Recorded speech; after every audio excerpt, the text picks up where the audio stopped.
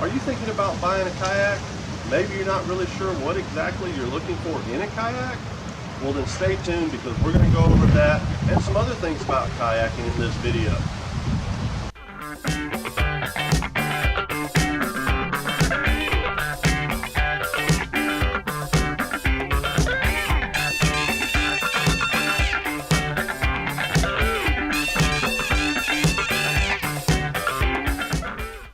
Hey guys, if you're just joining me, this is Jason with GetMorrOutdoors, where my passion is about the outdoors and inspiring others to get more outdoors.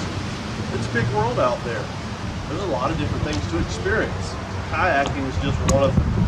I really enjoy kayaking as opposed to boating because it really gets you closer to the water.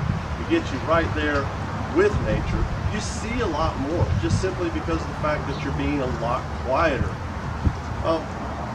It's a good way to stay active in the outdoors. Go out and get some sunshine and a little bit of exercise. And first off, I want to just go ahead and dispel a myth. Kayaking really is for everybody. Whether you're 6 or whether you're 76, whether you're in really good shape or whether maybe you're in a little bit different type of shape, kayaking is not that hard, as long as you get a kayak that fits you. So what do I mean by that? Well, I have 2 kayaks right here. This one right here is mine. You'll notice it is quite a bit longer. And that's a very important thing, is getting a kayak that's going to fit your build. Okay, I'm over 6 foot tall, right at 200 pounds. I can paddle the shorter kayak. This is my wife's kayak, the yellow one there. However, it's really not made for someone that's over 6 foot or right there around the 200 pound range or heavier. This is an X13, however, it is just shy of 14 feet long. This is a much better choice for somebody that is tall or heavier, and especially if you're wanting to get out into big water. You're not going to want a little 9 or 10 foot kayak, especially if you're a big person or a larger, taller person. Okay, so just a basic rule of thumb, if you're under 6 feet, say 5'8" range, maybe shorter, then you will probably be a little happier paddling something around the 10 foot range. Once you start getting up to about the 6 foot mark, once you get up to about 200 pounds or heavier, then you're definitely going to want to pay the extra price and get something that's more in the 12 foot to 14 foot range. If you're a really big guy, 250 plus, 6 foot plus, then you're probably going to want to start off right there looking for something in the 14 foot range. Okay, now even though this is a fairly long kayak, I bought it because I knew I'd be getting out offshore, be getting out into big water. Wanted something long, something that was going to be comfortable, I could sit in. And that being said, when I first got this kayak, which was quite a few years ago, my daughter at the time was, I want to say, maybe 5 foot or less, under 100 pounds, and yet she was completely comfortable paddling this big of a kayak around. Okay, a lot of that is going to have to do with what is on the underside of the kayak. A lot of people want to look at, if they're new to kayaking, they're going to look at the inside of the kayak, they're going to look at something that appeals to them visually, and not really understand that the shape of the hull underneath is going to have a lot to do with how that kayak performs. So I'm going to flip this one over to where you can see it, and you're going to notice that it has a rather deep keel to it. The keel is that basically right there along the middle where it's sticking out, that's your keel. So one, it's going to really track well, which means it's going to stay straight. It's not going to try to spin and everything on you because it does have that nice deep keel. Now you'll also notice this is not a very flat bottom kayak. Okay, well, I deliberately chose this kayak because, once again, I was going to be paddling big water. I knew I would be in current in some cases. I also knew that I'd have to break through the waves whenever I'm paddling offshore. So I got this kayak because it is a very fast kayak. What do I mean by that? I mean, you're in a kayak. How fast can it be, right? Well, whenever you're speaking about speed of a kayak, it basically is how many paddle strokes is it going to take for you to move a certain distance. So when you get a fast kayak, it takes less paddle strokes to propel it, especially if you're going, once again, through current, you're trying to break through the waves to get offshore. Then you're going to want something that's a little bit faster and sleeker that will slice through the water without a lot of resistance. You're not going to want something that's going to paddle like a tugboat. Now, if you're getting a kayak and all you're going to be using it for is going and paddling around maybe on a still pond, then you're probably going to want something that's got a little flatter bottom to it. It's not going to be as fast, it's not going to be as sleek, but it is going to be more stable. Okay, there is a term in kayaking world, a lot of people refer to it as tippiness. Well, that term actually, it's secondary stability. Okay, now there are kayaks on the market now that have a really good compromise between speed and stability. And once again, you're going to be able to look at the hull of that, the bottom side of the hull, and you're going to be able to tell. The wider the beam is, normally the kayak is going to be more stable. It's not going to have that secondary, it's not going to have that tippiness to it. Okay?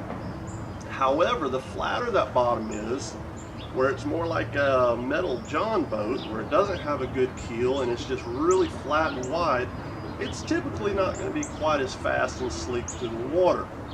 Take these things into consideration where you plan on actually paddling before you actually purchase a kayak. Okay, now this is kind of a tippy kayak. Okay, when you first get into it, if you're not used to it, it really feels like it's going to go over on you just at any moment. It's really not that bad. Basically, the way they designed this keel, it's very quick, it's very sleek. You can really slice through the water with a minimum number of paddle strokes. And that secondary stability, it'll catch as soon as it tips a little bit. It really does come in contact, and it's a fairly stable boat. I wouldn't go standing up on this boat though, but I've gotten very comfortable with it. I enjoy it a lot. Now, if you are somebody that maybe is going to want to actually stand up in the kayak, they have some great kayaks on the market now that are made to stand up in. Okay, they're going to have the wider, flatter bottom. Once again, there are some kayaks on the market now that are really a good compromise between speed and stability. Now, on the yellow kayak, let me show you the bottom of it.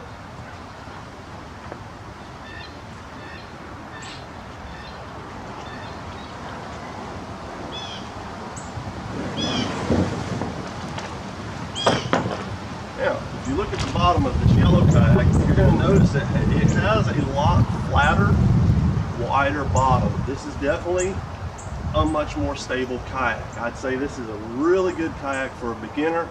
This is not something that's going to break the bank, and it's still fairly quick in the water. It's not going to slice through the water like my 14-foot Malibu would, but it is definitely a lot more stable, and it still cuts through the water just fine to be able to get offshore or to be able to paddle against the current.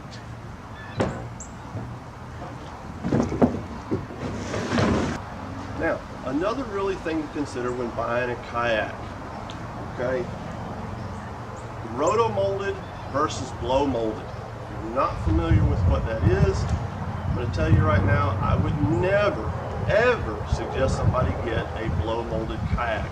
This would be like the cheaper Pelicans and some other brands. You're gonna notice it right off, because typically they're going to be two different colors from the top to the bottom, and you're going to see this seam where they've been plastic welded, where the two pieces have been blow molded and then welded together. Now, as far as I'm concerned, those are nothing more than a glorified solo cup. It is a different type of plastic. That seam is definitely going to be prone to cracking. It's a lot, it's just not as strong of a plastic. Once again, if all you're going to be doing is paddling around in a very calm pond behind your house, then that may be the route that you want to go, at least to start out with. Myself, I am not going to get out way offshore and trust my life to a blow molded plastic solo cup. These are both roto-molded kayaks. A roto-molded kayak is typically going to cost a little bit more. However, with this, you are definitely going to get what you pay for. Big advantage over roto-molded. One, it's stronger. But if it ever does happen to get a crack, if you wear a hole through the bottom from dragging it over rocks, you can take roto-molded and you can plastic weld it back together and fix it. With a blow molded cheap kayak that has been blow molded and put together, you can forget it. If you crack it, you wear a hole through it, then, well, the only thing it's good for is to put in the dump. So you're definitely going to get what you pay for. Now, don't let that discourage you. You can pick up used kayaks that are roto-molded, especially at the end of the year around fall, either from kayak distributors or from bigger box stores. Typically, you can get them reduced to about the price of what you could buy a blow-molded kayak for. Simply because it's at the end of the year, they're getting rid of their old inventory, they're bringing in the next year's models. So if you can afford it, by all means, I would say start out with something that is going to last for many years to come. Okay? Another thing to consider when buying a kayak: sit on top or sit in kayaks. Well, my thoughts on a sit-in kayak is kind of like a canoe. It's basically nothing more than a bathtub floating in the water, waiting to be filled up with water. A sit-on-top kayak is definitely the way to go. You are sitting up a little bit higher in the water, and to somebody who's new, it may feel like a sit-in kayak is a little more secure. You're sitting down inside the kayak. But once again, if I were to tip this kayak over, and I have, then all I've got to do is flip it back over, get back in the kayak, and I'm good to go. You flip over a canoe or a sit-in kayak, and it is going to fill up with water, okay? It is basically nothing but a big bowl ready to fill up. So I would definitely say, get a sit-on-top kayak. Now, if you're trying to get into kayaking and you're going for the trick kayaking, shooting the rapids, and if that's the thing that you're into, then yes, you're going to get a sit-in kayak. They're typically going to be shorter. They're not going to have a deep keel on the bottom because they are made so that you can do tricks and 360s and roll them. However, you are going to be having to get a wet skirt, and that is basically the neoprene that fits around you. It connects to the kayak so that the kayak doesn't fill up with water when you roll it. Okay, but for typically just getting out and enjoying nature, for fishing, anything like that, I would definitely say choose a sit-on-top kayak. Okay, so that's going to take me to my next point of interest or concern whenever you're choosing a kayak that's going to be right for you, and that's going to be cargo space. Are you typically just going to be getting a kayak so you or the kids can get out on a pond and just paddle around here and there? Or are you possibly going to be a little bit more adventurous and maybe end up taking your kayak out on an overnight camping trip or even a multiple day excursion? Well, if you are, you definitely want to pay attention to cargo space, how the hatches are made, how they're located in the kayak, and how much room and weight capacity that it's going to be rated for. So if you see this kayak right here, well, it does have a lot of area to be able to put things just in the kayak or on top of the kayak. If you're going for a camping trip, you're definitely going to want to have storage inside that is easily accessible. I really like this kayak and the way Malibu made these hatches. I've never had trouble with these hatches actually taking on water. I'll try to put a couple of clips maybe showing me going through the breakers. I have definitely taken on a lot of water over the top of this kayak, and I've never had it fill up with water. So you see here it has a middle hatch, have a small little basket that just slides down in here to keep some of my smaller stuff in, but I can take it out and I have complete room inside the kayak. So this is a really nice big hatch compartment. You can completely and totally take it off of there. And I have complete access between these two hatches to just so much space inside the kayak. Things in here are going to stay dry. Now, if it is something that is more sensitive equipment, then you're probably going to want to pack it inside a dry bag just to be sure. But once again, I've never had problems with this kayak actually taking on water. And believe me, I've had this thing flipped. I've had waves breaking over the top, so it's really good. I really like the way they made these and designed these hatches. Down here on a typical basis, I keep my snorkeling equipment in here, and I also keep both paddles for myself and my wife stored in here. But I could just as easily pack everything I need for a multiple day camping or kayaking trip in here comfortably. And the weight rating on this kayak is going to more than handle it. Now, if we go over here to the yellow one,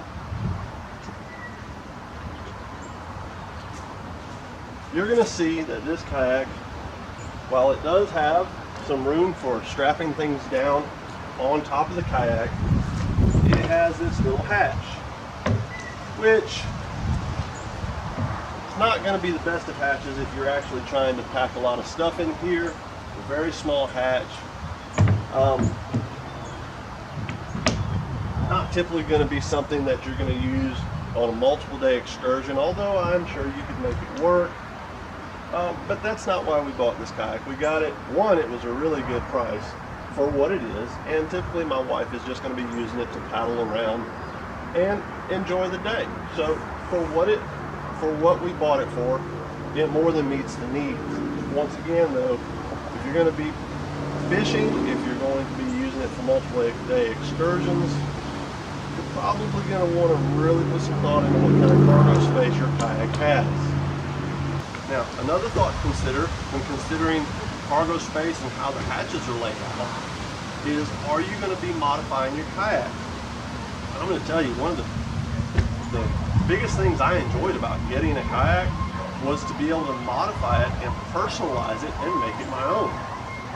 I'll go ahead and make a video in the future and we'll kind of go over some of the modifications I've done to my kayak. I use this a lot for fishing, and so I've really got it set up.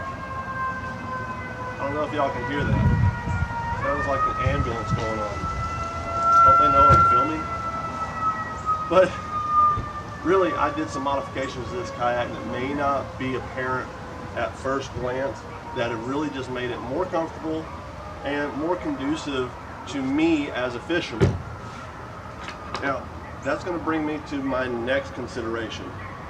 You got a kayak, you're going to need a paddle. This isn't going to work very well. So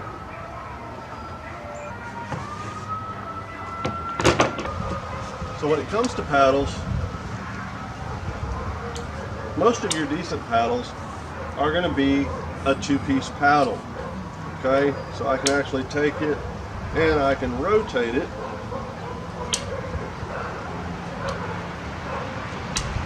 And if you're wondering what that's for, you can actually offset the rotation on your paddle. And I've always found it awkward. I don't really like it. But as you're paddling, your other paddle isn't catching the wind.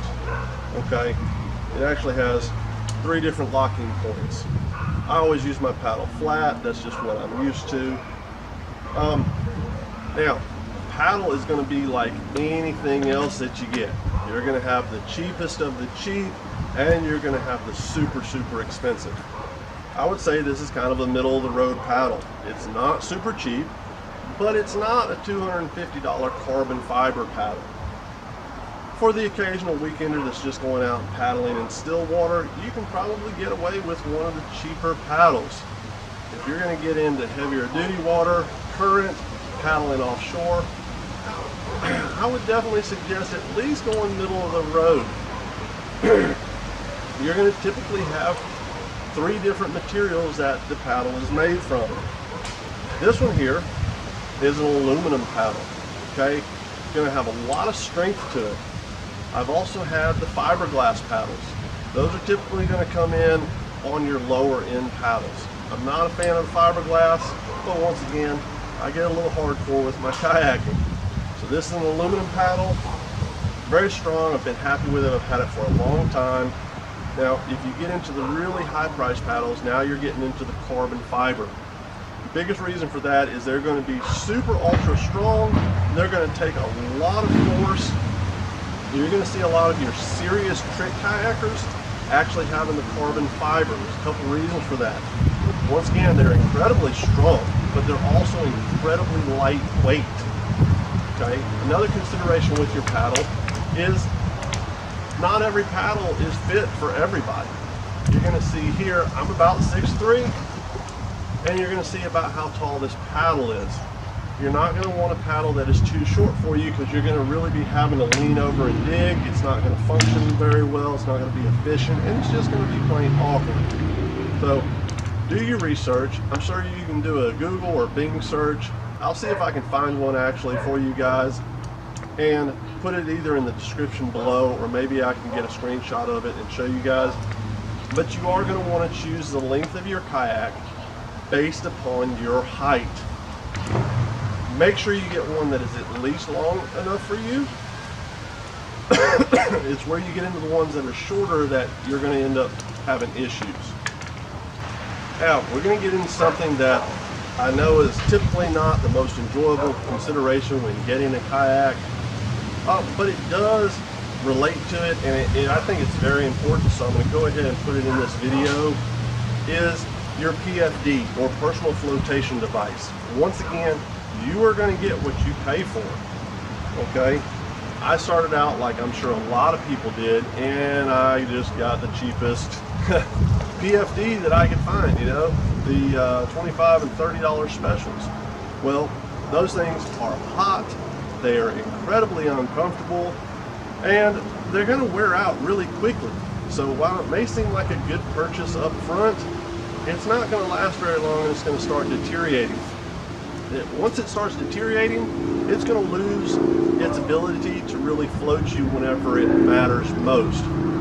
Another thing, if your PFD is uncomfortable and hot, you're probably not going to wear it. Now, you don't have to get one quite as high quality as this, or high priced as this rather. There are some that are less expensive, and I'm sure the quality is still there. But consider a few things when purchasing your PFD. Is it going to be comfortable? Is it rated to float you? If it doesn't float you, then you might as well just be wearing a cool looking vest, because it's worthless. This is a StoleQuest Fisherman. I've really been super happy with this. It is a little bit pricier of a PFD, coming in at about $130, but it's something that I use a lot because it's comfortable, because you know, it doesn't get super hot like some of the cheaper ones. I actually wear this one. Something else about the PFD, the ones that are being brought out on the market for kayakers, you're going to notice are going to have a higher back to them. Okay, when you get one of the cheaper ones that has that full back to it, you're going to sit in the kayak and realize that the seat of your kayak is going to be pushing up your back. It's going to be all up on your neck, and once again, it's just going to be super uncomfortable. So this has a very high back, has a lot of flotation to it. It's made of a material on the inside where it really breathes very well. Typically, a lot of the kayaking I do is in warmer weather. You're going to want it to breathe, or it's just, once again, it's going to be hot and sweaty and uncomfortable, and you're probably going to take it off. Once you take it off, it's not doing you much good. Another reason I like this PFD is because of all of the storage it has. Okay, I have a safety whistle in here. When I go kayak fishing, I can throw a few things that I need in here, and they're right there, you know, pliers, maybe a spool of line, a couple lures that I'm changing out, and they're right here with me. This also has a lot of versatility. You don't have to be a fisherman to actually enjoy a vest that is set up like this. You can keep your sunscreen in there, just your odds and ends, you know. So I really like the way this is set up. Once again, you can get something that is not as expensive, but still relatively built the same way. I think I've seen them at Academy for about $50, $60. They have that higher back, they have the mesh sides. So just something to consider when you get into kayaking.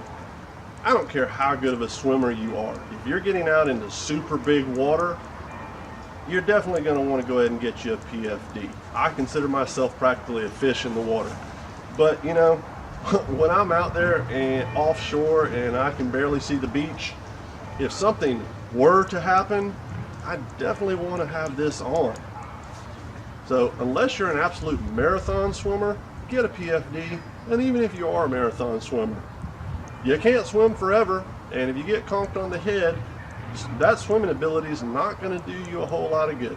So just something to consider whenever you're thinking about getting into kayaking. Okay folks, I hope this video has been really helpful to you. I hope maybe it's giving you something to think about, maybe shorten your learning curve, help you to make a better, more learned purchase, something that you're going to actually be happy with, something that's going to be safe for you, and just give you a lot of enjoyment. You know, and I really want to encourage everybody, if you've thought about kayaking, but maybe you're like, well, I'm not such a good swimmer, or I don't know if I'm in the best of shape to be able to go and do that. You know, try it. Go to a place where you can rent a kayak and actually get out there and experience it for yourself, because you'll really be surprised. I've seen people of all walks of life, all ages, all fitness levels get into kayaks and really enjoy it. So don't let it stop you. Go out and try it. You know, there's a saying that I heard a long time ago, and I think it fits so well. Until you get outside of your comfort zone, you really don't start living. Okay, so get outside of your comfort zone. Try something new. Get into the outdoors. We live in a society where everything is so indoors. People live their lives in their vehicle, in their office, in their home. Getting out in your yard just to soak in some sunshine can be good. But get outdoors. It really can be rewarding to get out on a kayak, especially in the early spring. That's one of my most favorite times. You've got the ducks that have hatched out, you've got little turtles that have hatched out swimming around, the birds are singing, the sun is shining, and it's just really just an enjoyable experience. So I'd like to encourage you, if you've never thought about it, or maybe you've thought about it and you've kind of been hesitant, go and try it. It's a lot of fun. But guys, just make sure you're doing it in a safe way. If you're new to this channel and you like what you've seen and you've got something out of it, then be sure to hit that subscribe button, smash the like button. If you're a returning viewer and you've got something out of it, then I hope you'll go ahead and hit the thumbs up button for me, and go ahead and hit that bell. That way you'll be notified of future videos. But guys, that's all I've got. This has been Jason, encouraging you and reminding you to get more outdoors.